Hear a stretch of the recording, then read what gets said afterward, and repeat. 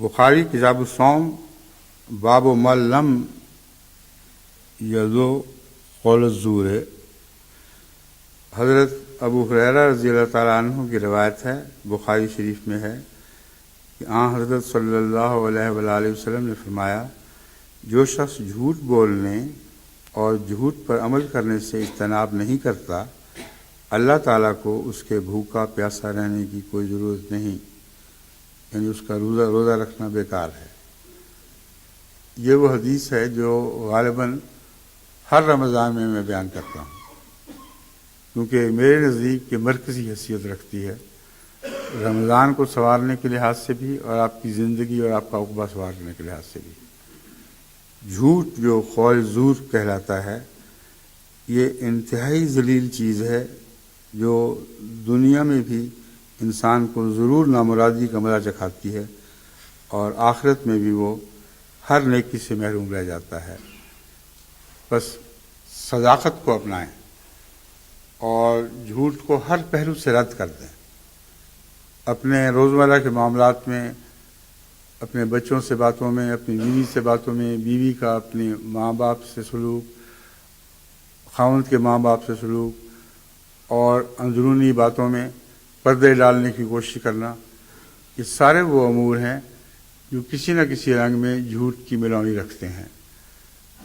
اور شاید ہی کوئی گھر ہو، بعض ایسے ہیں جو سمجھتا ہوں کہ اللہ کے فضل سے وہ تقاضے پورے کرتے ہیں، مگر شاید ہی ایسے گھر ہوں، یعنی کم ہوں گے، جن کے متعلق میں 100% یقین سے کہہ سکتا ہوں کہ ان کے معاملات میں جھوٹ کی کوئی بھی ملامتی نہیں۔ نیکیاں بہت ہیں، بڑی بڑیوں سے اجتناب کرتے ہیں، لیکن جب اپنے نفس کو ضرورت پیش آئے تو چھوٹا ہو یا بڑا ہو، جھوٹ سے پرہیز نہیں رہ سکتا ان کا۔ اور یہ جو چیز ہے یہ ان کے تقویٰ کو ننگا کر دیتی ہے۔ جب بھی جھوٹ اپنی مجبوری کے پیش نظر بولا جائے، وہ جھوٹ اصل جھوٹ ہے جو شرک کی طرف مائل کرتا ہے۔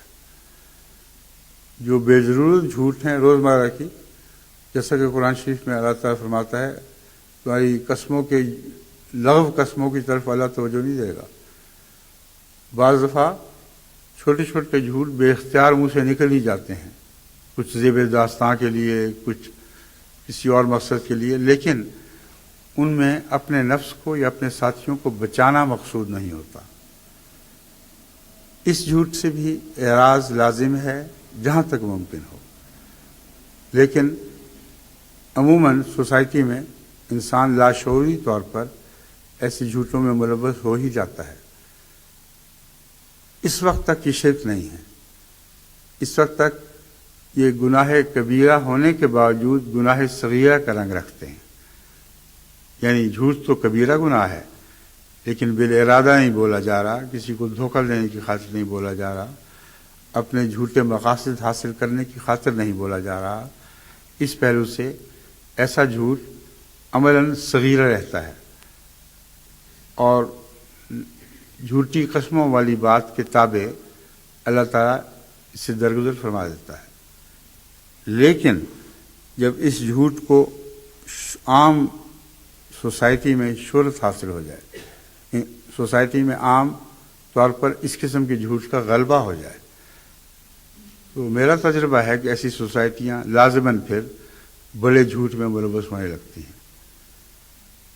ان کا امتحان اس وقت آتا ہے جب ان کی اپنی ضرورت ان کو مجبور کرتی ہے کہ کوئی جھوٹ بولے۔ اگر انہوں نے کوئی جھوٹ بولا اپنی ضرورت کی خاطر، تو پہلے سارے لفظ جھوٹ ان کے گناہ کبائرہ بن جائیں۔ یہ امتحان ہے، یہ ٹیسٹ کیس ہے۔ ایسا شخص اگر اس وقت رک جائے جب اس کے مفادات اس سے تقاضا کریں کہ تم ضرور جھوٹ بولو، اور کوڑی کی پرواہ نہ کرے کہ اس کی ذات کے ساتھ کیا ہوتا ہے، ایسی صورت میں اس کے سارے جھوٹ لغویات میں سے ہوں گے جن سے مواخذہ نہیں کیا جائے گا۔ لیکن جہاں امتحان درپیش ہوا، جہاں اس نے ٹھوکر کھائی، اور جھوٹ کا سہارا لے لیا اپنے مقاصد یا اپنے رشتہ داروں کے مقاصد کی خاطر، تو وہیں اس کی ساری لغویات کبائر میں شمار ہو جائیں گی۔ یہ ایک اہم نقطہ ہے جس سے آپ لوگ اچھی طرح سمجھ لیں، کیونکہ لغویات اسی وقت تک لغویات ہیں جب تک وہ شرک میں ملتج نہیں ہوتی۔ جو ہی ایسا شخص واضح طور پر شرک میں ملوث ہو گیا، وہ لغویات نکل آئیں گی، پھر وہ اس کی حرکتیں روزمرہ کی اس کا ایک شرک میں ملوث ہونا ثابت کریں گے۔ بس میں آپ سے امید رکھتا ہوں کہ اس حدیث نبوی پر جتنا بھی گہرا غور کریں گے، آپ مزید عارفانہ نکات حاصل کرتے رہیں گے، کیونکہ جھوٹ کے خلاف جنگ ایک بہت عظیم جہاد ہے۔ جماعت احمدیہ کا جہاد کا دعویٰ اس وقت تک سچا ثابت نہیں ہو سکتا جب تک عالمی طور پر جماعت احمدیہ جھوٹ کے خلاف جہاد کا علم بلند نہ کرے۔ بس میں امید رکھتا ہوں کہ آپ بھی صرف بھوکا پیاسا رہنے کو روزہ قرار نہیں دیں گے، بلکہ اللہ تعالیٰ کے فضل کے ساتھ جھوٹ سے اجتناب کی باریک راہیں اختیار کریں گے اور اپنے نفس کو کھنگالتے رہیں گے۔ جہاں آپ کو جھوٹ نظر آئے گا وہ آپ کا دشمن، کینہ توز، آپ کے دل میں کمین گاہ بنا کے کہیں بیٹھا ہوا ہے۔ جب اس کو موقع ملے گا وہ آپ پہ حملہ کر دے گا، اس حملے سے وہ باز نہیں آئے گا۔ بس ایک شرک کا بت ہے جو ہر دل میں پنہاں ہے، کہیں اونچا سزا کے قریب، کہیں نیچا گہرا اور تہ میں۔ اس بت کو توڑنا ہے۔ اگر آپ اس بت کو توڑ دیں گے تو ابراہیم کی طرح بت شکن کہلائیں گے۔ اگر اس بت کو نہیں توڑیں گے تو سارے بت اٹھ کھڑے ہوں گے اور آپ کا دل صنم خانہ بن جائے گا۔ ایسا دل اللہ کے قیام کے لیے مسجد نہیں بنا کرتا۔ بس امید ہے آپ اس مضمون کو خوب اچھی طرح سمجھ کر اپنی زندگی میں جاری فرمائیں گے۔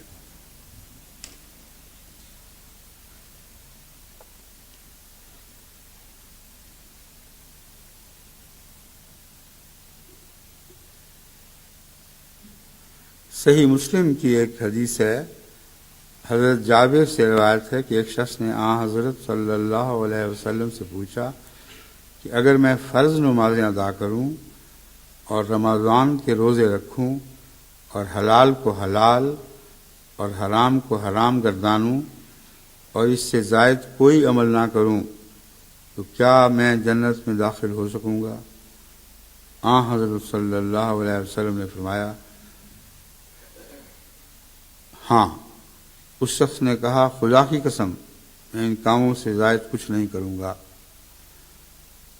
اب یہ جو مضمون ہے یہ بظاہر ایک ایسا مضمون ہے کہ انسان اپنی نیکیوں میں اپنے آپ کو محدود کہہ رہا ہے، میں اس سے آگے نہیں بڑھوں گا، ہرگز کوئی نفلی کام نہیں ادا کروں گا، پھر بھی میں جنت میں جاؤں گا کہ نہیں۔ یہ کم سے کم شرائط ہیں جو ایک مومن کے لیے جنت میں داخل ہونے کے لیے ضروری ہے۔ اس سے جہاں نیچے گیا وہ اگلا جہنم کا زینہ ہے جس میں ایک قدم نیچے اتر آئے گا۔ لیکن ان بنیادی شرائط کو اگر وہ پورا کرتا ہے تو وہ جنتی ہے۔ لیکن یہ شرائط کوئی معمولی نہیں ہیں اور نوافل ان کی حفاظت کرتے ہیں۔ اگر وہ شخص بغیر نوافل کے ان کی حفاظت کر سکتا تھا تو حضرت صلی اللہ علیہ وآلہ وسلم نے اس شرط کے ساتھ اسے ہاں کہا ہے، کر سکتے ہو تو کرو، لیکن یہ پکی بات ہے کہ اگر قائم رہے اپنے عہد پر تو تم جنت میں جاؤ گے۔ اب دیکھیں، فرض نمازیں ادا کروں، اب فرض نمازوں کا ادا کرنا ایک بہت بڑا دعویٰ ہے۔ ان نمازوں کا جو کھڑی ہوتی ہیں، جن کو کھڑا رکھا جاتا ہے، جن کی حفاظت کی جاتی ہے، تو بظاہر اس نے چھوٹی بات کی لیکن بہت بڑی بات کر گیا۔ پھر رمضان کے روزے رکھوں گا، یعنی روزے رکھنے سے مراد ان شرائط کے ساتھ جیسا کہ رمضان کے روزوں کا حق ہے، حلال کو حلال اور حرام کو حرام گردانوں گا۔ اب دیکھیں کتنی بڑی آزمائشوں سے بچنے کا اس نے وعدہ کیا ہے۔ حرام کو حرام، حالانکہ انسانی زندگی میں بکثرت ایسے مواقع پیش آتے ہیں کہ اس کا مال عملاً حرام کی ملونی رکھتا ہے اور یہ وعدہ کر رہا ہے کہ میں حرام کو حرام جانوں گا، ہرگز اس میں غیر حلال کی ملونی داخل نہیں ہونے دوں گا۔ یہ تو بہت ہی باریک نیکی کا دعویٰ ہے، بڑی احتیاط کا دعویٰ ہے، تمام امور پر نظر رکھنے کا، اپنی کمائی پر ہر پہلو سے نظر رکھنے کا دعویٰ ہے۔ آج کتنے ہیں جو اس دعوے کو پورا کرتے ہیں، اس پر پورا اترتے ہیں؟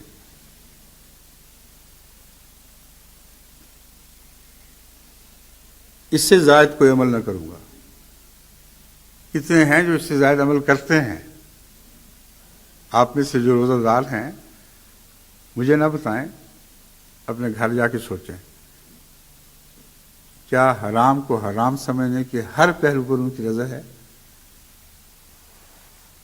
پھر بھی جنت کے ہم امیدوار بنے بیٹھے ہیں، اور اللہ کا فضل یقیناً اگر ہم شامل حال ہو تو ہمیں جنت میں داخل فرمائے گا۔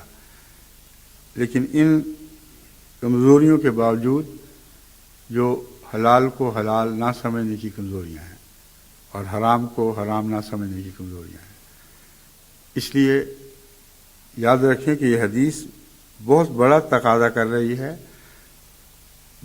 دینی عمل کو آسان نہیں بنا رہی۔ لوگ سمجھتے ہیں چھٹی ہو گئی، بنیادی باتیں سب پوری کر لیں۔ بنیادی باتیں پوری کریں گے تب پتہ چلے گا کہ چھٹی کوئی نہیں ہوئی تھی اور سفر کا آغاز ہوا ہے۔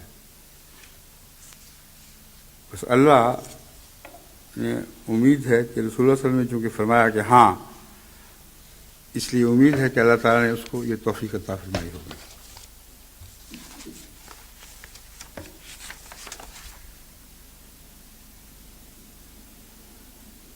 اب یہ سمجھ نہیں آئی کہ اس میں اس شخص کا نام کیوں نہیں دیا گیا، اس میں کوئی حکمت ہوگی ضرور۔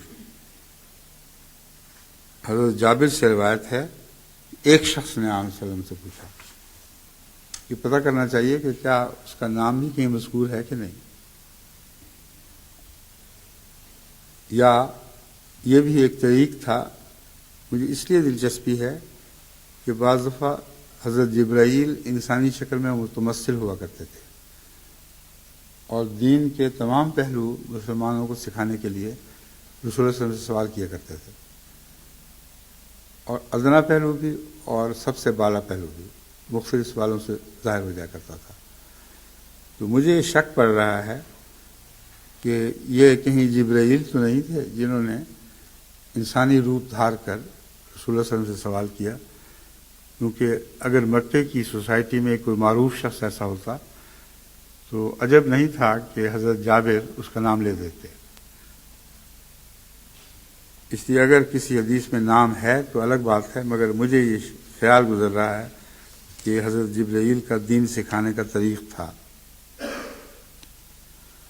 سنن الترمذی کتاب الصوم، رمضان میں شیاطین کا جکڑا جانا اور ابواب جنت کا کھلنا۔ عن ابی ہریرہ قال قال رسول اللہ صلی اللہ علیہ وسلم، اس کا میں ترجمہ آپ کو سنا دیتا ہوں۔ یہ بھی وہ حدیث ہے جو ہر رمضان کے جمعے کے دوران، جمعوں کے میں جب میں رمضان کی تقاضوں پر اور باریک راہوں کا ذکر، تقاضوں اور باریک راہوں کا ذکر کرتا ہوں، یہ حدیث بھی ہمیشہ سنایا کرتا ہوں۔ اب بھی میں اس کو پھر سناؤں گا۔ یہ مطلب نہیں ہے کہ ہر دفعہ جو تکرار ہوتی ہے وہ واقعی تکرار ہی ہوا کرتی ہے۔ ہر دفعہ جو تکرار ہوتی ہے اس میں اللہ تعالیٰ کوئی نئے مضمون بھی سجھا دیتا ہے جو پہلے نہیں بیان کیے جاتے، اور ایسی تکرار جو بنیادی نیک باتوں کی تکرار ہو، اس سے اللہ تعالیٰ نے منع نہیں فرمایا بلکہ اس کی ہدایت فرمائی ہے۔ فذکر ان نفعت الذکریٰ، تجھ پر فرض ہے کہ مرکزی نصیحت کی باتیں بار بار دہراتا رہے اور کثرت سے بیان کر، تاکہ خوب اچھی طرح دلوں میں جاگزین ہو جائے۔ بس اس پہلو سے بعض لوگ جو ہر دفعہ یہ سنتے ہوں گے ان کو خیال کرنا چاہیے کہ وہ سال کے بعد بھول بھلا گئے، اب ذکر کا تقاضا ہے کہ پھر ان کو یہ باتیں یاد کرائی جائیں۔ یہ حدیث ہے سنن ترمذی کی۔ فرمایا جب ماہ رمضان کی پہلی رات ہوتی ہے تو شیطانوں اور سرکش جنوں کو جکڑ دیا جاتا ہے اور آگ کے دروازے بند کر دیے جاتے ہیں، اور اس کا ایک بھی دروازہ کھلا نہیں رکھا جاتا۔ اب اس حدیث کو اگر آپ صحیح نہ سمجھیں تو یہ غلط بات ہے، اور رسول اللہ صلی اللہ علیہ وسلم غلط بات بیان کر ہی نہیں سکتے۔ آپ اپنے گرد و پیش لندن کی گلیوں کو دیکھ لیں، اور سارے یورپ امریکہ ان کو تو درکنار رکھ دیں، ان کو تو درکنار کر دیں۔ پاکستان میں اور ہندوستان میں اور بنگلہ دیش میں اور دیگر مسلمان ممالک میں جو رمضان کے دوران ظلم ہوتے ہیں اور بے حیائیاں ہوتی ہیں، ان سے آج کا اخبار اٹھا کے دیکھنے بھرا پڑا ہے۔ قتل و غارت، زنا بجبر، اغوا، گینگ ریپ اور معصوموں کا قتل۔ کوئی ایک بات بتائیں جو رمضان سے پہلے تو کھلی چھٹی تھی لیکن اب مسلمان اس سے رک گئے۔ تو یہ فرمان سے کیا معنی رکھتا ہے کہ جب ماہ رمضان کی پہلی رات ہوتی ہے تو شیطانوں اور سرکش جنوں کو جکڑ دیا جاتا ہے اور آگ کے دروازے بند کر دیے جاتے ہیں، اور اس کا ایک بھی دروازہ کھلا نہیں رکھا جاتا۔ اس حدیث کا واضح اور قطعی مطلب یہ ہے کہ وہ خدا تعالیٰ کے نیک بندے جن کو رمضان کے علاوہ عام دنوں میں شیطان بہکاتے رہتے ہیں اور کسی حد تک کامیاب بھی ہو جاتے ہیں کبھی کبھی، اور وہ بڑے لوگ جن کو کہا گیا ہے وہ اپنے اثر کے تابع ان کو راہ راست سے بہکا دیتے ہیں۔ یہ خدا کے بندے اگر واقعتاً اللہ کے بندے ہیں تو پھر رمضان کی پہلی رات ان کے اندر ایک عظیم تبدیلی رونما ہوتی ہے۔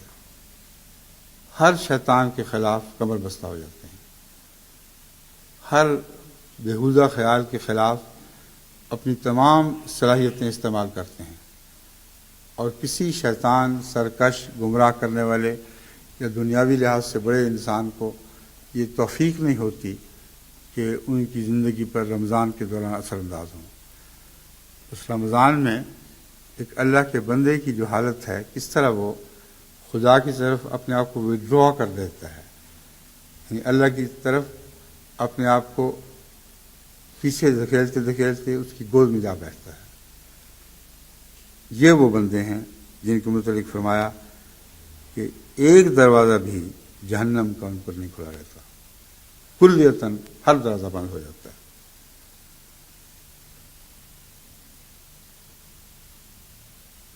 اور منادی اعلان کرتا ہے کہ اے خیر کے طالب آگے بڑھ، اور اے شر کے خواہاں رک جا، اور جو آگ سے آزاد کیے جاتے ہیں وہ اللہ کے بندے ہوتے ہیں، اور ایسا ہر رات ہوتا ہے۔ اب ہر حدیث اپنے حل کے لیے ایک چابی اپنے اندر رکھتی ہے، کہ جو فقرہ آپ میں نے پڑھا ہے اسی میں اس کی چابی ہے۔ عباد اللہ، عباد الرحمن، یہ ان لوگوں کی بات ہو رہی ہے۔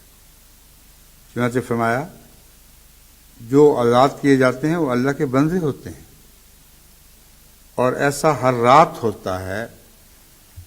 اب اس میں ایک عظیم الشان خوشخبری ہمارے لیے یہ ہے کہ اگر رمضان کی پہلی رات میں ہم سے ایسا نہیں ہوا تو شر سے، غیر اللہ سے آزادی دلانے کا اعلان ہر رمضان کی رات کو کیا جاتا ہے۔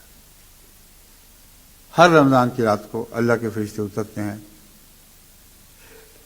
اور یہ اعلان عام کرتے ہیں کہ اے وہ لوگو جو اب بھی اللہ کے بندے بننا چاہتے ہو، اب بھی شیطان کی شر سے، اس کی زنجیروں سے آزاد ہونا چاہتے ہو، تو آ جاؤ۔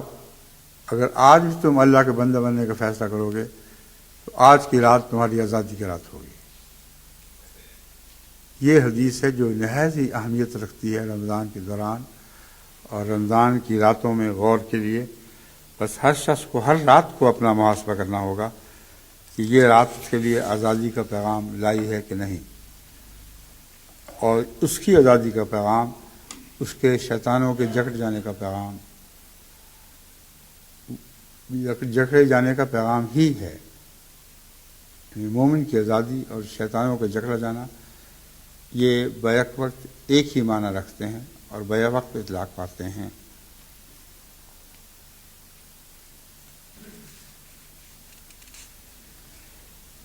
اب یہ حدیث بھی وہی ہے، ایسی حدیث ہے جس کا ہر سال رمضان مبارک کے خطبوں میں ذکر ہوتا ہے، لیکن تمام باتیں حضرت صلی اللہ علیہ وآلہ وسلم کی باتیں ہیں، اور ہر بات ایک نیا مزہ رکھتی ہے، نئی شان رکھتی ہے، اور رمضان کی برکات کو سمجھنے میں اور جن چیزوں سے پرہیز لازم ہے ان کو سمجھنے میں بہت مددگار ثابت ہوتی ہیں۔ ان حدیثوں میں سے ایک یہ بھی ہے۔ حضرت ابو ہریرہ بیان کرتے ہیں کہ حضرت صلی اللہ علیہ وسلم نے فرمایا، اللہ تعالیٰ فرماتا ہے انسان کے سب کام اس کے اپنے لیے ہیں مگر روزہ میرے لیے ہے، اور میں خود اس کی جزا ہوں گا، یعنی اس نیکی کا بدلہ میں اسے اپنا بدلے میں اسے اپنا دیدار نصیب کروں گا۔ اللہ تعالیٰ فرماتا ہے روزہ ڈھال ہے، بس تم میں سے جب کسی کا روزہ ہو تو نہ وہ بیہودہ باتیں کرے نہ شور و شر کرے، اگر اس سے کوئی گالی گلوچ ہو یا کوئی گالی گلوچ کرے یا لڑے جھگڑے تو وہ جواب میں کہے کہ میں تو روزہ دار ہوں۔ قسم ہے اس ذات کی جس کے قبضہ قدرت میں، اللہ کی شان، محمد رسول اللہ کی قسم دیکھیں کیسی شاندار قسم ہے۔ قسم ہے اس ذات کی جس کے قبضہ قدرت میں محمد کی جان ہے۔ اس سے بڑی قسم مومن بندے اپنے حق میں سوچ بھی نہیں سکتے۔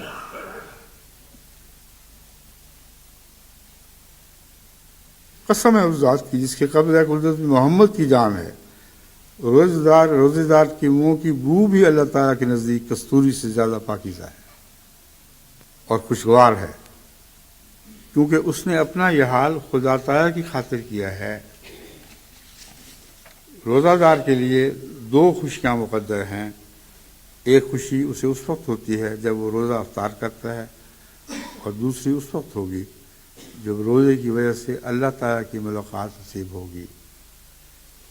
یعنی روزے کی جو لذت افطاری کے وقت آتی ہے اس کو روزہ داری جانتا ہے کہ کس قدر مزے کی بات ہے، کیسا دل کشادہ ہو جاتا ہے، فرحت محسوس کرتا ہے، پانی کا ایک ایک قطرہ پیارا لگتا ہے۔ لیکن اس کی روح کی لذت تو وہ ہے جب خدا تعالیٰ کی ملاقات نصیب ہوگی اور اس کی روح کی ساری پیاسیں بجھائی جائیں گی۔ یہ حدیث بہت گہرے معنی پر مشتمل ہے اور روزمرہ کے دستور کو بتایا گیا ہے کہ روزے کے دوران تمہیں ابتلا پیش آئیں گے، کوئی جھگڑے گا، کوئی زیادتی کرے گا، کوئی سختی سے پیش آئے گا، تو تمہیں اس کے سوا کوئی جواب نہیں دینا کہ میں روزہ دار ہوں۔ اس کے بعد روزے دار کے منہ کی بو کا ذکر ہو گیا۔ یہ کیوں ہوا؟ اس کا کیا تعلق ہے؟ تعلق یہ ہے کہ جو شدید جھگڑے کے وقت بھی منہ نہیں کھولتا اور غلط باتوں سے پرہیز کرتا ہے، کھانے سے بھی اور پینے سے بھی پرہیز کرتا ہے، اس کا منہ اللہ کی خاطر بند ہے، اور جب منہ بند رہے دیر تک تو اس میں بدبو پیدا ہو جاتی ہے۔ تو ایک طرف یہ فرمایا کہ اس کو کہہ دو کہ میں اللہ کی خاطر خاموش رہوں گا، اور اس خاموشی کے نتیجے میں اللہ تعالیٰ تمہارے منہ میں جو بدبو منہ بند رکھنے سے سارا دن اور نہ کھانے سے پیدا ہوتی ہے، اللہ فرماتا ہے وہ مجھے بہت پیاری لگتی ہے۔ بس یہ سارے معاملات ایک دوسرے سے منسلک ہیں، ان میں ربط ہے۔ حضرت صلی اللہ علیہ وآلہ وسلم کا کلام باہمی ربط سے پہچانا جاتا ہے، اور یہ ربط اللہ تعالیٰ کے فضل سے بالکل ظاہر ہے، یعنی اب غور کریں گے تو ظاہر ہوگا۔ کیوں میں جزا بنتا ہوں، یہ بحث ہو رہی ہے۔ فرمایا اس نے اپنا یہ حال خدا تعالیٰ کی خاطر کیا ہے۔ اب مومن اپنے منہ کی بو کے متعلق بڑا سخت حساس ہوتا ہے۔ حضرت صلی اللہ علیہ وآلہ وسلم کے منہ سے ہمیشہ خوشبو اٹھتی تھی، جو پاکیزہ لعاب کے نتیجے میں ایک پاکیزہ خوشبو ہے، جس کو خوشبو کی لہریں آپ نہ بھی قرار دیں تو تازہ منہ رکھنے والے کی جو سانس ہے وہ اپنے اندر ایک ایسی مہک رکھتی ہے کہ اس سے خوشبو نہ بھی کہیں تو بڑی دل پذیر ہے۔ تو حضرت صلی اللہ علیہ وآلہ وسلم کا منہ ہمیشہ اللہ کی خاطر اس طرح صاف رہتا تھا، اور بار بار آپ صاف کرتے تھے کہ اس سے آپ کے پاکیزہ لعاب دہن کے سوا اور کوئی بو نہیں آیا کرتی تھی۔ بس فرمایا کہ جس نے اپنا یہ حال خدا کی خاطر بنا لیا ہو، اس سے مجھے لگتا ہے بلکہ یقین ہے کہ رسول اللہ صلی اللہ علیہ وسلم اپنی طرف اشارہ کر رہے ہیں کہ میں کتنا پاکیزہ ہوں، میرے منہ میں بھی شاید اس روزہ رکھنے کے نتیجے میں وہ ہلکی سی بو داخل ہو چکی ہو، جس سے میں کتنا پرہیز کرتا ہوں، کتنا دور بھاگتا ہوں۔